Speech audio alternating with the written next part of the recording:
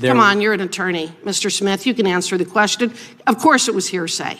And hearsay isn't admissible in a court of law, is it? Why? Because it is inherently unreliable, and the victim or the target of a prosecution is not able to cross-examine. Isn't that correct? In fact, Mr. Smith, if you had attempted to walk into court with Cassidy Hutchinson's testimony, you would have been thrown out on your ear. No judge, no legitimate judge would have ever allowed the testimony of Cassidy Hutchins to be admitted in a court of law, would they?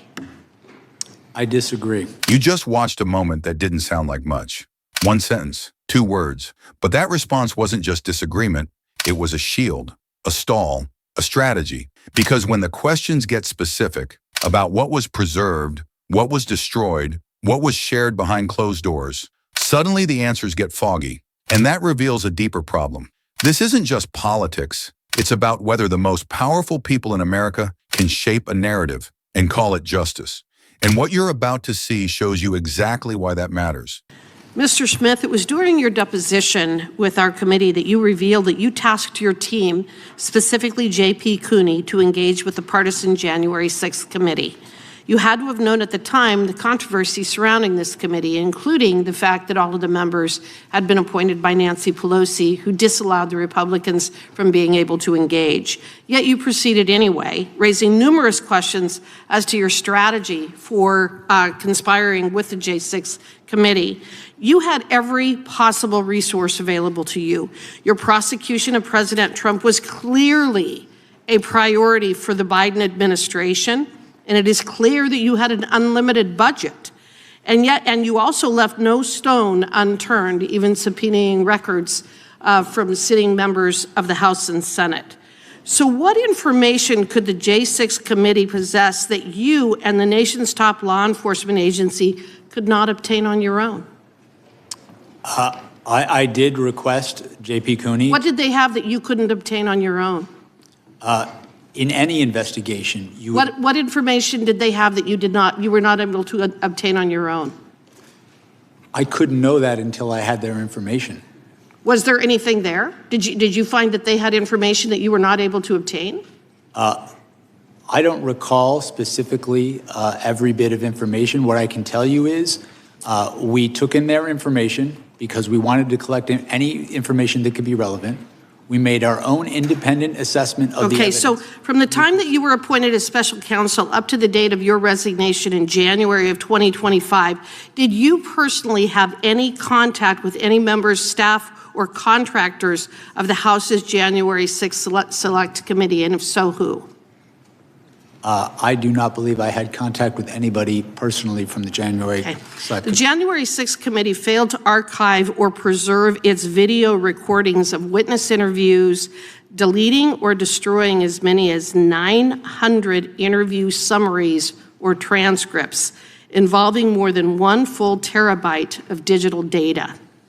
I repeat, the J6th committee destroyed evidence. Let that sink in. Why would they do such a thing? I think we have a dang good idea. The committee actually used selective clips from these videos and transcripts during their hearings, and yet by destroying this evidence, they have denied Congress and the public the ability to obtain their full content and context.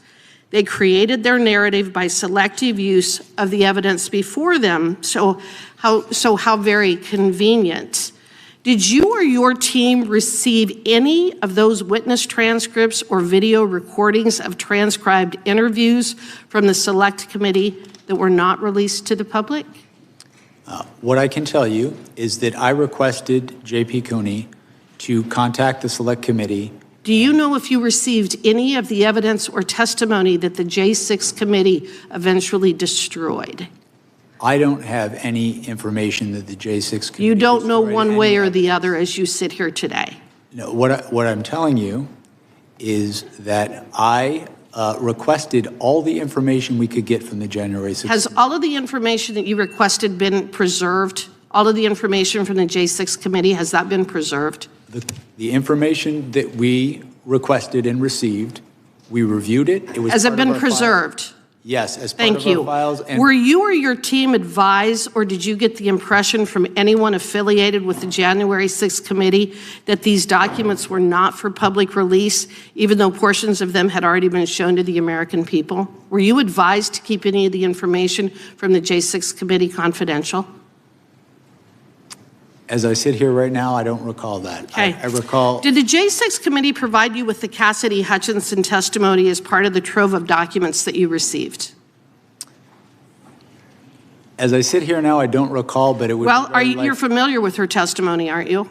I am, and And in fact, wouldn't you agree with me that Ms. Hutchinson's testimony, especially the most explosive allegations made, was comprised of hearsay upon hearsay upon hearsay? Come on, you're an attorney, Mr. Smith. You can answer the question. Of course it was hearsay. And hearsay isn't admissible in a court of law, is it? Why? Because it is inherently unreliable, and the victim or the target of a prosecution is not able to cross-examine. Isn't that correct? In fact, Mr. Smith, if you had attempted to walk into court with Cassidy Hutchinson's testimony, you would have been thrown out on your ear. No judge, no legitimate judge would have ever allowed the testimony of Cassidy Hutchins to be admitted in a court of law, would they? I disagree. Well, and then we've already talked about your record. Mr. Chairman, the gentlelady's time has long since expired. The time of the gentlelady. Let's slow down, because the pattern here is the story, not the sound bites. A member of Congress asks a simple, direct question: what did the January 6th committee have that the Department of Justice couldn't obtain on its own? And that matters because this wasn't a low-level case. This was the most politically combustible investigation in modern America, aimed at the leading political opponent of the sitting administration. In that context, routine coordination isn't a comforting explanation. It's a flashing red light. When the stakes are this high, you don't just need to be fair. You need to be unmistakably, visibly fair. And notice what happens the moment the question demands specifics. The answer doesn't land. It drifts. I couldn't know that until I had their information. We took in their information. We made our own independent assessment. Those phrases sound professional. They sound safe, but they also do something else. They avoid the core issue. The public isn't asking whether an investigator can review outside material.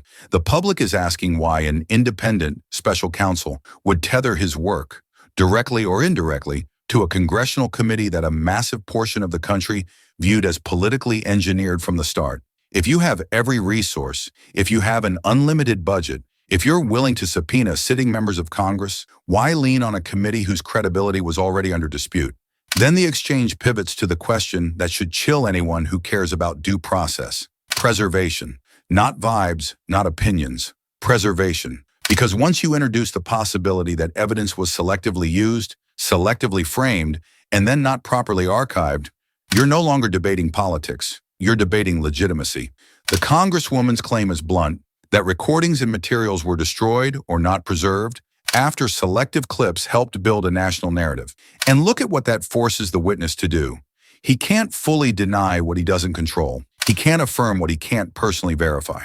So he retreats to narrow ground. He requested everything he could. They reviewed what they received. What they got was preserved. Okay, but here's the reality head on. Preserving what you received is not the same as proving what existed. It doesn't answer what was withheld, what was curated, what was filtered, what was chopped into context before it ever reached you. And then comes the moment that reveals the weakness of the entire posture: the fight over hearsay.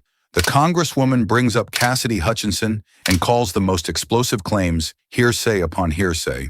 You can disagree with her framing. You can argue exceptions. You can argue corroboration. Fine.